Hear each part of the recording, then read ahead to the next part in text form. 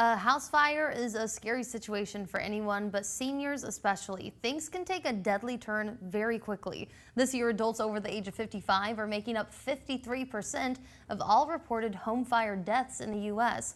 Older Americans are more likely to live alone and sometimes neglect upkeep of smoke detectors. They can also be harder of hearing and can miss the alarms. Huntsville Fire Marshal Dan Wilkerson says they're aware of the sad trend.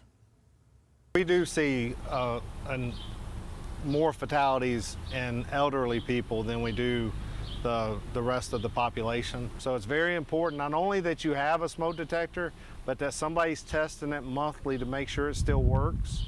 If it has a 9-volt battery, change the battery every 6 months. And then if your detector is more than 10 to 15 years old, it needs to be replaced.